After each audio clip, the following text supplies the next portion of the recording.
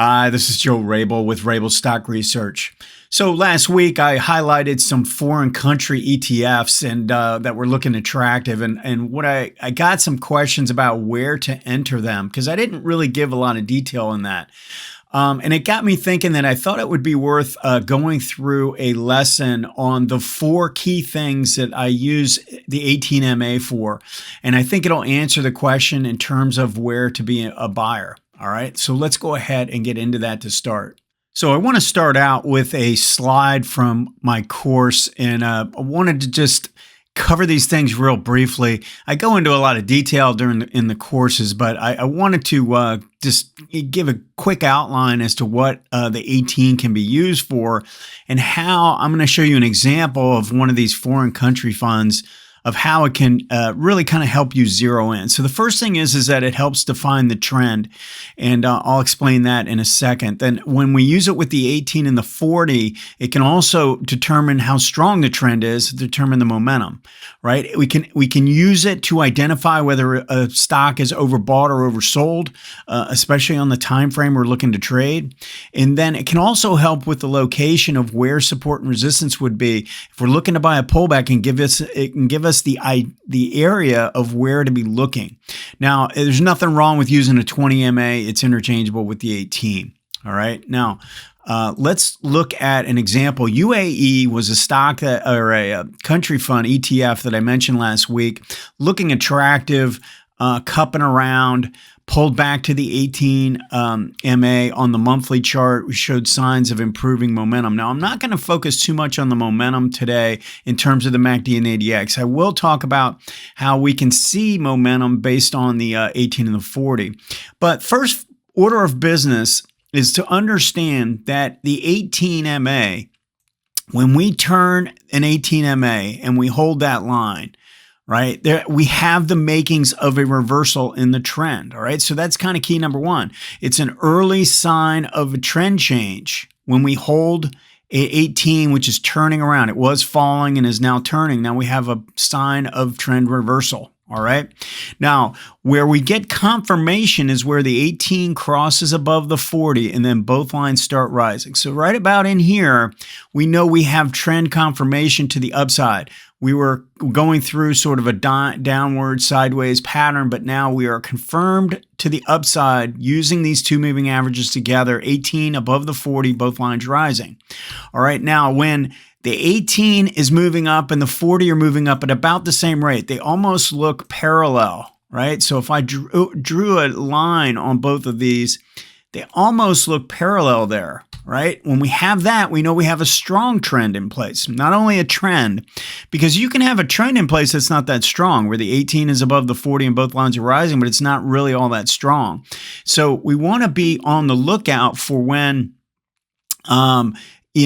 we see this pattern where 18 is above the 40, both lines are rising at about the same rate. And a lot of times, I would say 80% of the time, if we have this strong condition in place with the moving averages, you're going to show good, strong momentum. Now, what I have noticed is that this can go on, if this goes on for a length of time, then the ADX will give really good signals that the trend is exhausted, even though these lines are still rising at about the same rate. We've seen that in the S&P a few times, especially at this last peak.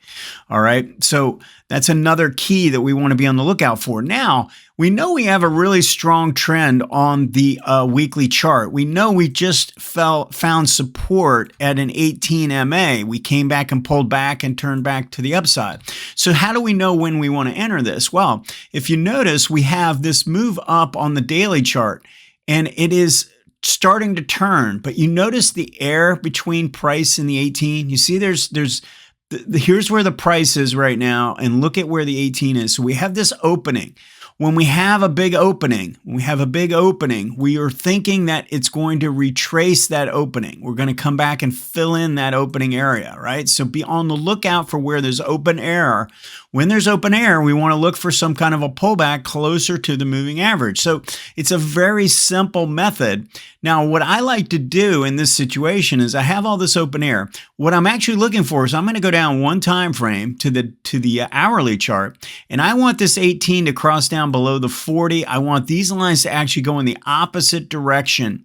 If these go in the opposite direction, we're going to get our pullback in this time frame. And then what ends up happening when these go down like this and we're down, we're looking for where price is coming back above these two moving averages on this time frame, and that'll tell us when it's getting back in line with this one.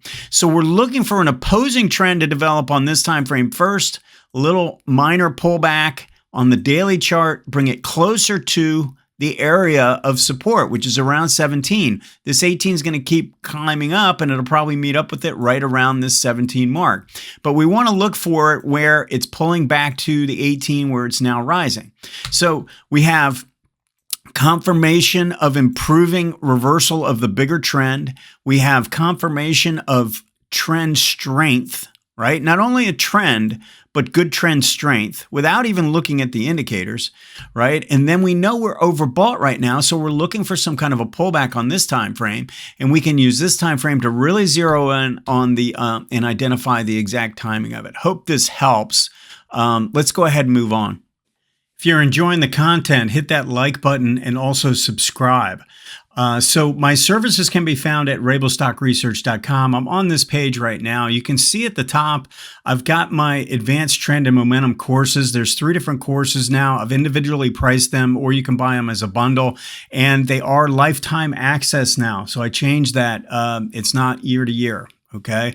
And then we have the individual package. I have about 2 to 3 reports each week, plus a special video, weekly video for that package that covers a lot of details into what I'm seeing for the week.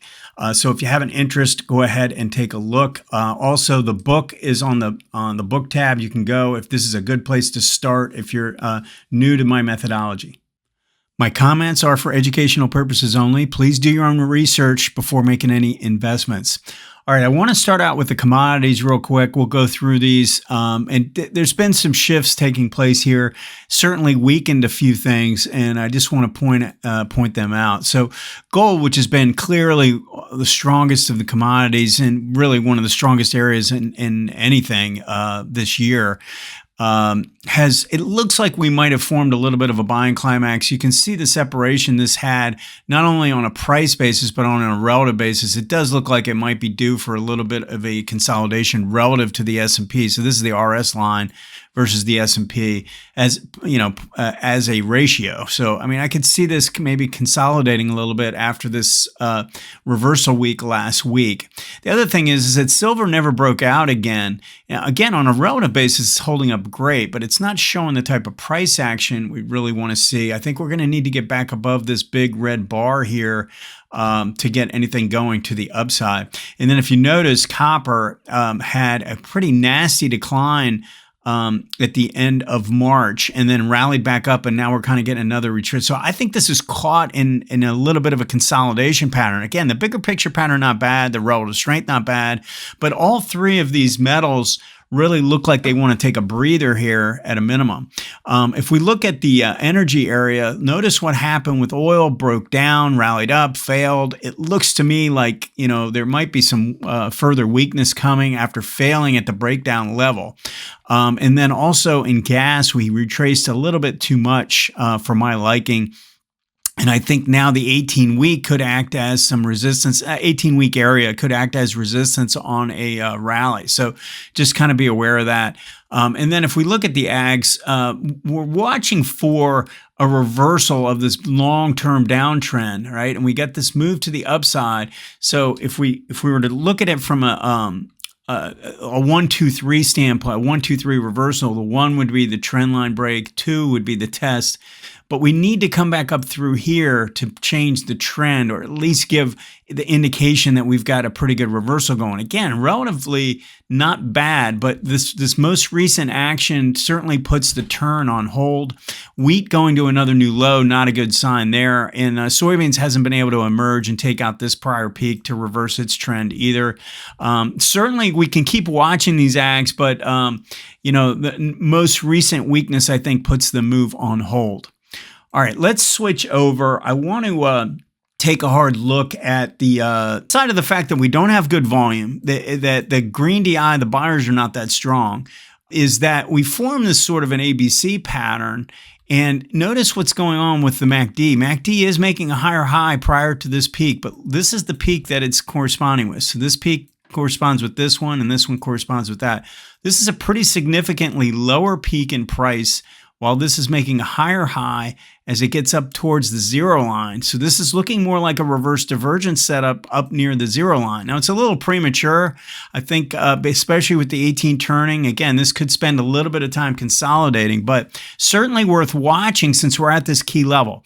Now, if this survives this most recent decline and it pushes up again to a higher high, especially with improving volume or green DI kind of breaking out above the red DI, then I'd probably start feeling a little bit better that we're forming a trading range. All right, so those are kind of the keys I'm watching for this. If we see further weakness from here that puts a lot of pressure on this 18, then I think you got to be on the lookout for a full-fledged test of the lows and potentially even a lower low. I just don't know that that's going to happen right away. All right, let's switch over to the QQQ. The thing is that most of the time on this show, I do only update the QQQ instead of the spider, mainly because they're so similar right now. The patterns are pretty identical. And on the weekly chart, it's the one jarring thing when you look at this. You have this move to the downside, and look at the strength of the momentum to the downside. This is true of the S&P as well. Yeah, we had good volume at the low. We've made this retracement back up, but look at what we're dealing with. We're dealing with a rolling over 18. It's about to cross down through the 40. Really, what I would call overhead resistance. And we're right at the 18-month as well. And during this process, we've created a crossover of the MACD crossing over, and the volume has been pretty heavy. Now, there have been some buyers off the low probably as well, but it just looks to me like we've had this move down. We're hesitating at the 18-month. We've got built-in resistance with this MACD doing this. So probably need to expect, more sideways, I think is the highest probability. But if we fail here hard, then we've got to be on the lookout for these lower levels to be tested again. All right. Now, one of the things that, I'm looking at is the difference in the different indices and how individual stocks are playing out relative to their peers. And one of the things that I noticed is, this is well below the 18-month, and this line looks, this IWM looks like the 18 months is about to roll. So a rally up to this is a lot different than the rally up to the S&P where the 18-month is still rising. This looks like it's about to rally up into resistance around 200. And we've got declining moving averages here with a decent amount of resistance again as we approach the 100 mark. So a lot of momentum to the downside, poor relative strength, not a good area right now. This is going to need a little bit more time to stabilize. Okay, so I got a question about this Vanguard Canadian all-cap index. And so look at the difference in the reaction. So this is the 18-month line. You see where I was talking about the IWM coming down here and then rallying back up, right? Well, this one came down and found support at the 18-month is getting a really good bounce. Notice this is how it's performing relative to the S&P. And there's the 18-month right now, good reaction. Now, we're rallying up to a declining 18-week, all right? So we've rallied up to a declining 18-week. Now, I'm not going to buy 3 to 4 weeks up, rallying into a declining 18-week. I want to see how this reacts. Either it's going to fail here, come back down, maybe find support and turn back up, where that is where I'd have a lot more interest in this, coming back up through this prior peak if it plays out that way, or it's going to continue up, and then I'm going to look to play a pullback to these moving averages as they're cupping around underneath. The momentum conditions aren't bad. The sellers, even though we got a move in the red here, we're not showing a whole lot of strength in the ADX. The ADX line is low. So I'm still okay with this. I just think it needs a little bit more time in the short term to work itself out. We want to see how it reacts at the 18-week, and that'll tell us a lot. Okay, I wanted to look at this JP Morgan. I got a request for this, but I want to show two different stocks in the banking area. First of all, JP Morgan holding the rising 18-month line. Relative strength is still intact. Right, we got the rising 18-month, and then we've got this flattish, we've got kind of a flattish 18-week. MACD is holding the zero line, and we don't have a lot of strength in the sellers. All right. So this is a good stock. I would classify this as a good stock. Now, because we're coming up to the 18, same thing holds. Do we get through that and buy a higher low, or do we fail at that and look to buy a higher low this way? We come down first and then come back up through. Those are the two scenarios that I'd be looking for to be a buyer in this. If they play out if one of the two ways play out. But let's just look at TFC, Truist Financial. See the difference here? Look at the break of the 18, and then we're rallying back up. This is like the IWM versus the S&P, right? I mean, actually, the S&P isn't even above the 18-month, but at least it's at it. This one is rallying up versus the JP Morgan, which is well above the 18-month. This is rallying up. So this is a dividing line between good stocks and bad stocks, and I'm seeing it happen inside of sectors. So you want to be aware of this. The winners versus the losers, I think the highest probability winners versus the ones that I think are really going to struggle. So just be aware of that. This is not a stock I would be focusing in on. Look at Rocket Lab. So when we look at this on a bigger picture pattern on the monthly, look at the strength to the upside, really good momentum conditions, and then we pull back. I mean, this pattern looks pretty good. The problem is that we've rallied up to a declining 18-week again. You see how this is happening everywhere? So we had this big drop, and then we rallied up to the 18-week, and look, see how this is turning down? Similar to what I talked about in IONX last week, IONQ, I mean. And the same thing happened, pulling back off of that 18 weeks. So now we want to see, does it come down and form a higher low, turn back up through here? And that's where it's going to look a lot more attractive. Or does it hold the 4 week, see that's this gray line, and turn up, and then we look to play a higher low that way. So those are the two scenarios that are playing out in a lot of stocks, and I think what we're going to need to wait for to get a little bit more confirmation. All right, so I'm showing 5 charts up here because I got a question about the daily hourly combo on this ALES. Now, I do see what's going on here and why the person's kind of interested in this. This is forming a pretty good base, and you can kind of look at it like, you drop a ball off of a 5-story building and you get a big bounce the first time, and then it starts to, the bounces start to get smaller and smaller to the point where there's no bounce at all. This is where the momentum has come to a complete stop, right? And we're waiting for a new sign of volatility to kick things into gear here. So we have this low ADX condition in place, and we're waiting for strength to kick in. Now, when I see that in a low ADX condition, I don't really want to jump the gun on the lower time frame at this point. So I wouldn't really play this. Now, even if this were holding the 18, I would probably make this get back above the 40, and that would be more of a trigger I'd be looking for. And the other way you could look at it is this drawing a horizontal line going across. So if I draw a horizontal line going across here, we've got, decent resistance up ahead. We want to kind of clear that area, this whole area here. And I think if we do that, then there's some pretty decent upside coming.